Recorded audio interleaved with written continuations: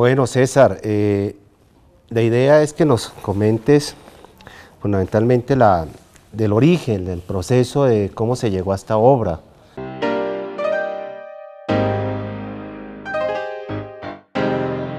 Esto es un trabajo colectivo que venía con preguntas sobre el cuerpo y la memoria, el cuerpo como trofeo, el cuerpo como país, el país como cuerpo.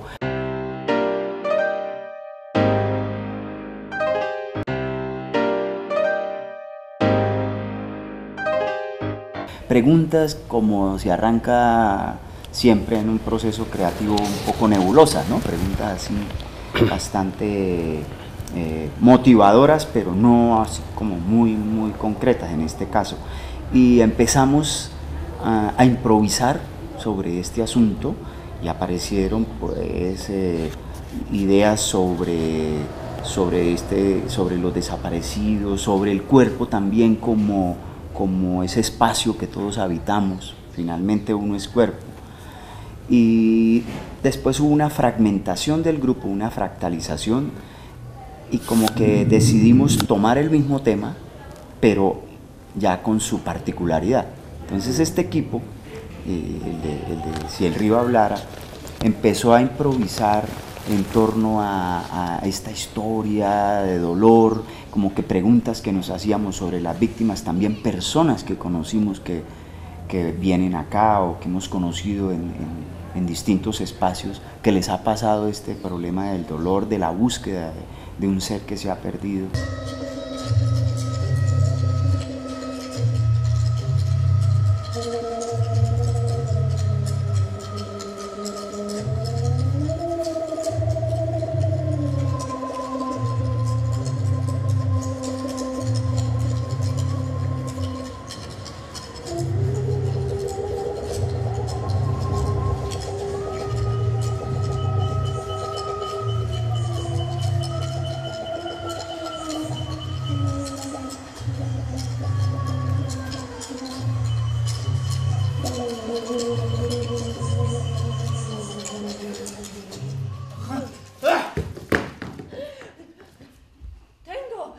Tengo las manos frías.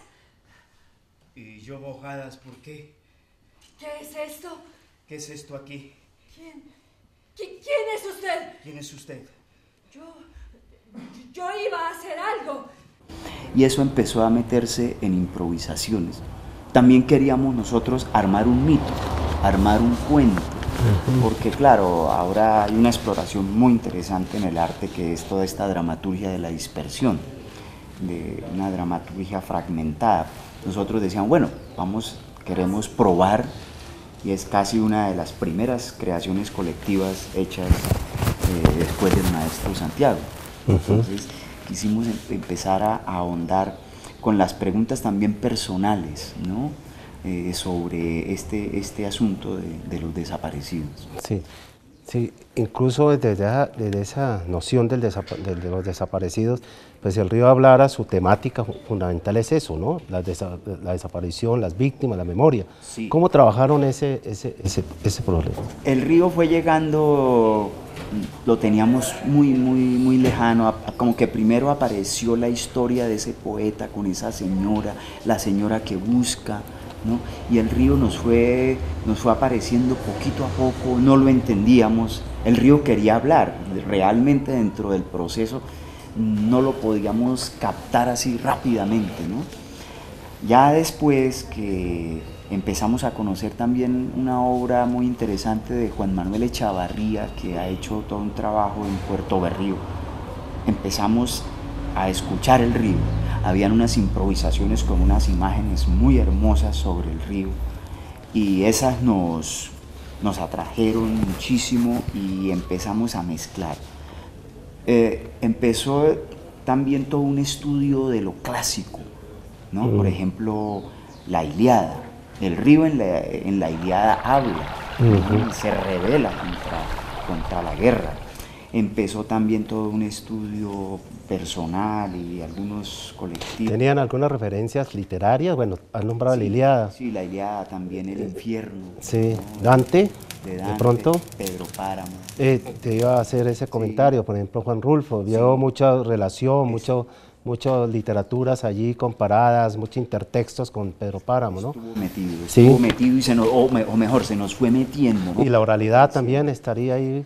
Claro, ¿sí? Empezamos, bueno, también era un proceso que salió de las actrices, que escribíamos y traíamos una escena y la probamos por esa cascada que es el escenario, ¿no? El problema, uno en el escritorio escribe y elucubra demasiado, pero el escenario le va filtrando lo que de verdad necesita el escenario. Entonces todos escribimos y todos probamos también en el escenario. ¡Mañanita, mañanita! Con su brisa pura. ¡Señora! ¡Señora! ¡Señora! Mi niña tiene 16 años. Está terminando el bachillerato. ¡Señora! ¡Señora! Si ve, nadie dice nada. Sí, los pétalos regresan a las ramas. Observo. ¡Oh! ¡Mariposas! No entiendo qué es lo que me dice. Cuando yo tenía ganado. Y cada uno hacía estudios de referencia, por ejemplo, de T.S. Eliot, La Tierra Baldía, probablemente. Baldía, ¿sí? Estuvo también, la tuvimos en cuenta. Y sobre todo el trabajo colectivo de las tres personas con sus preguntas, ¿no? Es decir, metiéndose en el dolor de qué tenía que ver eso también como persona, uno como ciudadano político, como ciudadano artista en esta sociedad, preguntándose sobre estos dolores tan tremendos y reconocerlos. Incluso desde la perspectiva política, si el río hablara va a contracorriente, hablando precisamente de los ríos, va a contracorriente de toda la narración gubernamental sobre el fenómeno de las víctimas y de las desapariciones, ¿no? Digamos, la obra es un poema escénico por la memoria histórica de lo que ha pasado en el país. Es decir, si el país no reconoce, como sociedad no reconocemos todo este dolor, no vamos a salir del problema. Esa es una motivación profunda que tuvimos y que tenemos nosotros, y particularmente la Candelaria y bueno, muchos artistas también, sobre este asunto, para poder no como ese cuento del posconflicto, porque a veces el posconflicto es como que vamos a vivir en una sociedad armónica donde todos nos vamos a dar abrazos y la sociedad pues como diría nuestro amigo Zuleta, una mermelada, ¿no? Ajá. No, yo creo que el cuento es que nuestra sociedad aprenda a vivir con los conflictos, con todas las diferencias y sin muertos, sin violencia. Eso es una gran utopía que vamos a tener como sociedad. Entonces, en la medida que podamos reconocernos, en la medida en que la sociedad pueda reconocer este dolor, vamos a poder avanzar, digamos, en la posguerra, pero con conflictos. Eso de sin conflictos es una mentira. Exacto. Es una apuesta y una propuesta contra los tiempos del olvido. Totalmente. Contra lo que decía Gabriel García Márquez, la peste del olvido, ¿no? Totalmente, ¿no? Sí. Que quiere, mucha parte del establecimiento quiere echarle tierra al asunto. Exacto. Y dejemos esto así y quizá más adelante vuelva y aflore, porque esos dolores tienen salida. Por alguna parte de la sociedad vuelve y aparece, ¿no? Y sale con más odio quizá, y pues es un poco lo que hemos tenido, aplazamientos de esa memoria. Y él apuesta siempre de la Candelaria, entre otras cosas. Siempre, es decir, nosotros siempre nos hemos hecho siempre preguntas sobre la memoria y sobre, es decir, cómo poner también al espectador, además de divertirse, de que tenga un placer muy grande también pensar el mundo en el que vive. Eso yo creo que el teatro también tiene que ser un divertimento, pero pensante. Lo lúdico, lúcido. Exactamente. Vea, aquí Luis Mantilla cargó durante 10 años su comida, hasta el día que le tocó salir corriendo y dejarlo todo botado. Como a mí también me tocó salir de mi casa. Ni un pollito me dejaron, pero ni uno. ¡Ánimas benditas del purgatorio! Las necesito a todas aquí ya. Necesito que me ayuden, que me protejan, ánimas benditas. ¡Ánimas benditas del purgatorio!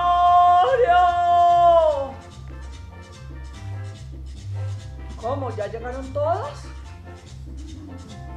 No, vayan a ver, tráiganlas a todas, las necesito a todas, vaya a ver. Si el río hablara, hay tres personajes centrales. Una madre que busca a su hija, desaparecida. Un poeta que busca sus palabras atormentadamente. Y Devota, que es como la guardiana de la memoria, que resiste al olvido. ¿Cómo fue la construcción de estos personajes y cómo llevaron a cabo la simbología que ustedes quieren transmitir? Bueno, después de esa larga etapa de exploración, este personaje de la madre, nosotros sabíamos que para que tuviera mayor complejidad a nivel dramatúrgico era muy importante buscarle un conflicto muy potente. Entonces de allí surgió que a su hija la desapareciera. Para la creación del personaje entonces fue imprescindible la ayuda de comenzar a leer muchísimo sobre la realidad de nuestro país, sobre la cantidad de víctimas mujeres que les ha ocurrido lo que le sucede a este personaje, ¿sí? Cuando le arrebatan sus hijos o algún familiar. Recurrimos a lecturas, a la imagen pictórica de muchos artistas. Juan Manuel Echavarría fue una fuente para nosotros muy importante porque precisamente él retomaba un poco esa historia de los muertos en el río, ¿no? En esos ríos que se han convertido en la tumba de Colombia. En el transcurso entonces de esa búsqueda con el personaje aparece un elemento que para mí fue muy importante, que fue la muñeca. La muñeca comenzó a tener una simbología dentro de la obra muy importante porque ella de alguna manera simbolizaba esa presencia de ese ser también querido, y ese ser en una muñeca que va a comenzar al recorrido de buscar los pasos y a saber qué fue lo que pasó con su hija. También recuerdo que en esa etapa de exploración yo fui muchísimo a buscar como las declaraciones de todas estas madres de todas las ciudades de nuestro país. Por internet entré y encontré unas historias absolutamente desgarradoras, y yo iba tomando nota como de una serie de maneras de hablar, de historias también que ellas contaban. Recuerdo el caso de una mujer que se llama Pastora Mira, que casi le sucede lo que le sucede a este personaje, como mi personaje, lo tomé de ahí. Ella se va a escarbar y a buscar a ver si encuentra a su hija enterrada. No la encuentra, pero encuentra rastros de vestidos de otras personas que fueron allí abandonadas. Entonces como que esa búsqueda de mirar cómo hablaba, qué imágenes había, eran importantísimas.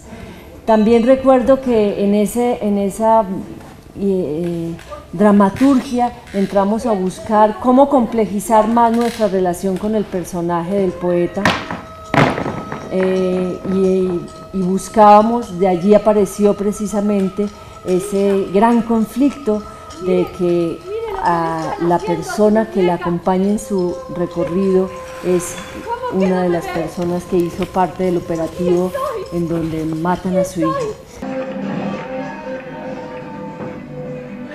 Ese Macayepo. La hormiga. No entiendo. ¿Conoce o Ya le o dije. no conoce por esos lados? Yo vendía cachivaches.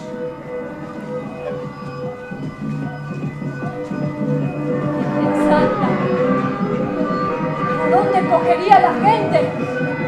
Sí, Nora, César, hablando de esto precisamente, volviendo un poco a los personajes, es muy extraño y muy extraordinario también esa imagen del poeta, que lo haces tú. Es un poeta atormentado, de una u otra forma busca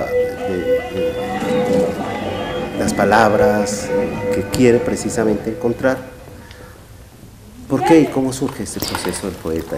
Pues a ver, nosotros también queríamos como proceso y como una cosa personal poner la cámara del lado de los victimarios, ¿no? Casi que eso no se ha tratado mucho en nuestro teatro y es dramatúrgicamente muy interesante, muy rico, ¿no? Es un filo muy peligroso pero a la vez bastante atractivo. Entonces, dentro del proceso y sin darnos cuenta, pues fuimos llegando a ese personaje atormentado que era victimario, que además él no lo sabe, sino lo va descubriendo. Él también tiene su búsqueda, es bueno, en qué estoy, qué fui, y qué va pasando con él en la medida que se relaciona con la mujer con la que él tuvo que ver. O sea, es un recurso, un dispositivo dramatúrgico que apareció. Sí, y ese dispositivo tiene que ver con el poeta, o sea, ¿qué tiene que ver Claro. la poesía allí con el victimario? Claro, era una paradoja también, ¿no? Es decir, a pesar de ser llamémoslo así, Irónico, ¿eh? ¿O no? totalmente irónico, porque el tipo quizá tenía un poeta que nunca pudo despertar, digamos la historia que yo me hice, escribiría algo, pero no realmente era un poeta consumado, como muchos de esos que uno ve que por ejemplo, son cantantes, ¿no? de todos esos victimarios. Hay gente que quizá tuvo que aplazar su don, su talento, y se metió en esta guerra tan terrible. Entonces era un poco humanizar el personaje, bien, verlo desde el lado humano y no de un gran líder, de los líderes de los victimarios, sino de raso, ¿no? Y encontramos esa ironía y esa paradoja en él. Y yo creo que eso es como lo más interesante de ese personaje, ¿no? Ahí también se encuentra el diálogo con Devota, que es el personaje que hace Alexandra. Al principio teníamos como los que sacan las almas en los pueblos. Animeros. Los animeros. Nosotros al principio era un animero. Los animeros existen en Colombia, los pueblos de la costa sobre todo. Ellos a las 12 de la noche, los 1 de noviembre, van al cementerio, tocan de una forma las campanas de no sé qué y rezan, y las almas salen, se supone, y no pueden voltear a mirar. No pueden voltearlas a mirar y caminan, ¿no? por el pueblo, y vuelve y las regresa como a las 2 horas, no sé, o más. Esa era una idea que teníamos con esto. Después, poco a poco, fue apareciendo una señora que es de La Guajira, que ella tenía un cementerio privado a partir de gente que dejaban por ahí, NNs, y ella montó un cementerio, encontraba en el río, y ese personaje nos llamó la atención muchísimo, ¿no? Y ahí fue apareciendo poco a poco este personaje. La guardadora de la memoria. De la Devota, que es la guardadora de la memoria, mezclado con lo de Puerto de Río. Hace un rato Nora nos comentaba precisamente la escenografía, un poco la utilería de esta obra, que yo le he denominado de pronto la poética de los objetos que tiene y guarda Si el río hablara. ¿Por qué no nos comenta precisamente qué simbología hay aquí Norita voy a hablar primero de eso. Después. Bueno, sí, como lo comentaba, nosotros sentíamos que los objetos en esta obra eran fundamentales, porque sabíamos que cada objeto que se encontraba, que encontraban por ejemplo en el río, o que encontraban, o incluso cuando hay algún hecho violento, lo que queda son rastros, ¿no? Entonces esos rastros son los que hablan de lo que pasó. Ellos se convierten en el lenguaje para dar cuenta de que allí ocurrió algo terrible. Y hablábamos de este señor que yo no recuerdo, era en Medellín, que comenzó a hacer esa tarea y comenzó a colgar, creo que en su casa, o él después hizo un museo. Me parece que era un cura abajo en el Caquetá, me parece.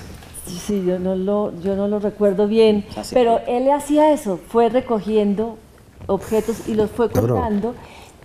Y uno veía eso, y uno veía ahí la memoria de un soldado, de una campesina, de un señor de la calle, de un niño, las patas de los muñecos, era la memoria, los objetos hablando, ¿no? También, ¿no? No solamente el río, sino todo lo que genera. Digamos, esos objetos que ya han tenido vida y muerte, ¿no? Que son supremamente hermosos, atractivos, que tienen toda una historia detrás, se volvían como la metonimia de esas personas y de toda una vida, ¿no? Aquí esa es la intención con toda la escena. Y también ahí está la paradoja, ¿no? Y la contradicción y la tremenda esfera poética. El río lleva cosas, se lleva, es flujo, es transformación, es cambio. Y sin embargo algo permanece en medio de ese cambio, ¿no? Claro, ya se fue concretando dramatúrgicamente este personaje con la mujer devota, que prácticamente ahora se podría resumir, es una mujer que vive a la orilla del río recogiendo cuanta memoria ella cree importante retener. Ella es la que retiene, ¿no?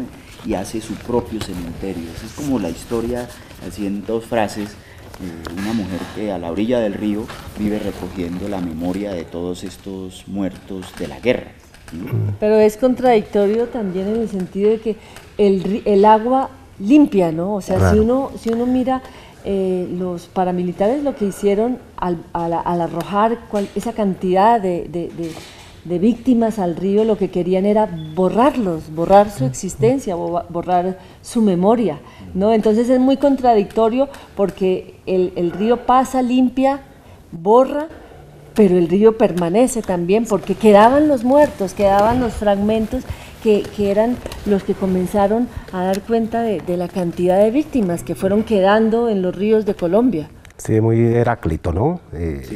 Pasa, pero permanece, ¿no? Permanece, pero esa permanencia en la obra la ejerce la devota. Si no existe, si no hay la posibilidad de ella, de ese personaje, pues muchos quedaron en la nada. Y es lo que nosotros planteamos en la obra, es decir, ella le dice, ¿dónde está mi hija? Y él le dice, no hay nada que hacer. Y son muchas de las declaraciones y miles de personas, además, que según cuando Justicia y Paz, hace unos años en el anterior gobierno, creo que la estadística era de los desaparecidos confesos eran 175.000, o sea, eso es una cosa que de los cuales no hay rastro, ¿no? Entonces, mucho pasó que de verdad se fueron, nunca hubo la posibilidad de la permanencia. En el aspecto onírico, nosotros en muchas ocasiones planteábamos qué es realidad y qué es sueño.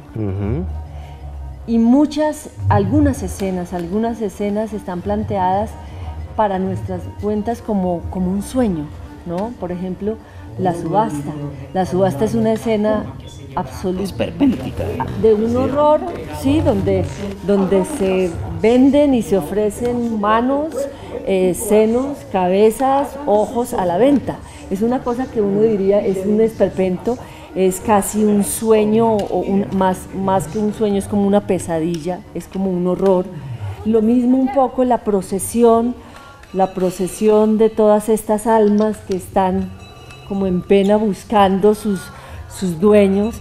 De alguna manera ahí uno no podría decir si eso es un sueño, si es una realidad, ¿no? Y la obra a veces pareciera como como un gran sueño, más como una gran pesadilla. Claro. Sí, una de las preguntas también que nos hacíamos es cómo poetizar este dolor, ¿no? Porque, digamos, con esto podemos caer en una denuncia evidente, en un panfleto, ¿no? Y nos cuidamos mucho de ese asunto para llegar a hacer el poema escénico por la dignificación de las víctimas, ¿no? Yo creo que eso era una cosa que siempre nos preocupaba.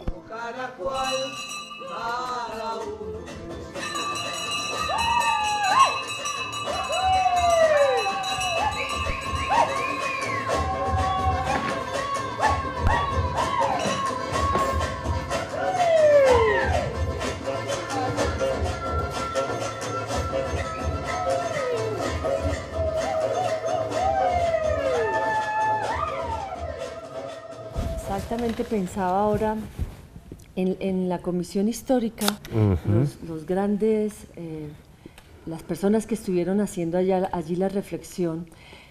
Jairo Estrada hablaba de algo muy interesante y era cómo que deberíamos ver el conflicto como una gran complejidad de responsabilidades, ¿sí?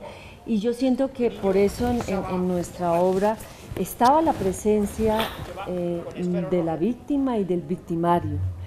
Y detrás de ese victimario, sí, las grandes cabezas, ¿no? O sea, ¿quiénes son los responsables? No podríamos hablar de uno, sino son muchos. Y en la medida en que la sociedad colombiana entiende esa complejidad de responsabilidades, yo siento que vamos a poder mirar un horizonte un poquito mejor. Pero también vimos un aspecto que es la victimización de las víctimas, que de alguna manera al Estado le conviene y lo ejerce.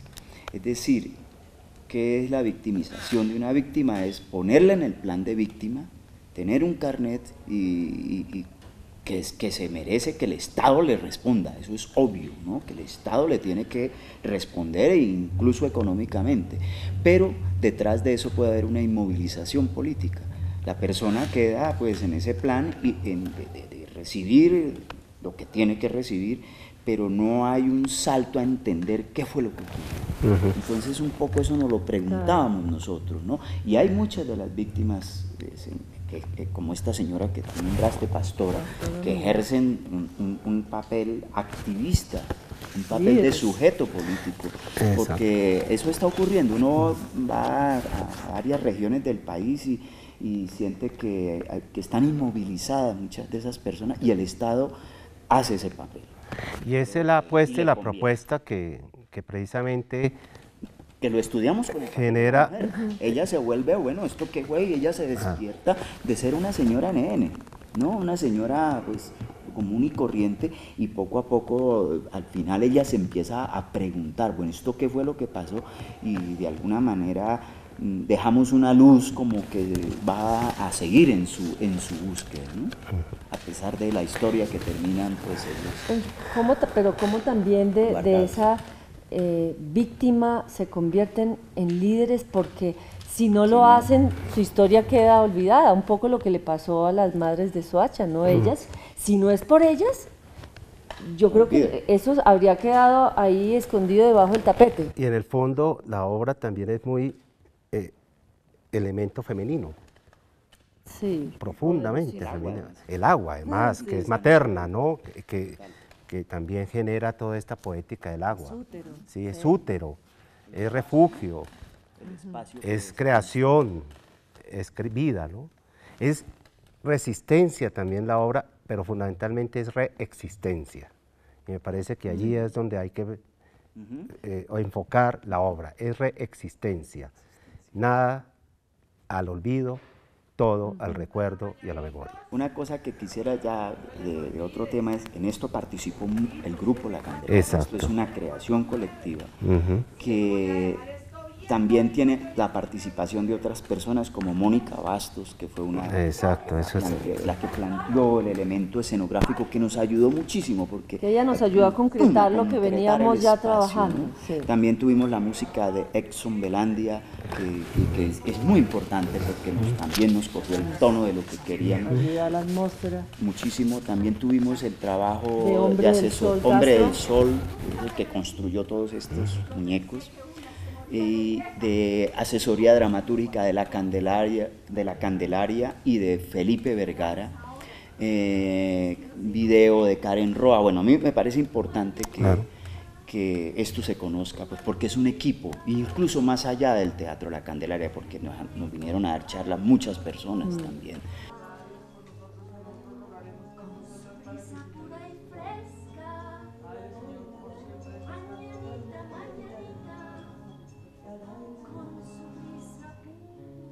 Vea, aquí no los vamos a dejar solos y no los vamos a dejar botados. Eso sí, tranquilitos.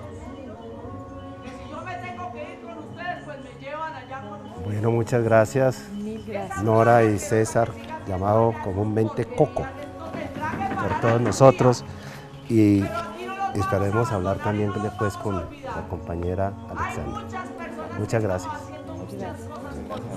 Mil gracias. Pero solos no los dejamos, ni olvidados tampoco. Vea, doña Berta, Martín, Carlos, don Edgar, Vicente, doña Margarita, Lucrecia, todos. Todo el tiempo los llevo yo en mi palabra. Aquí a ninguno lo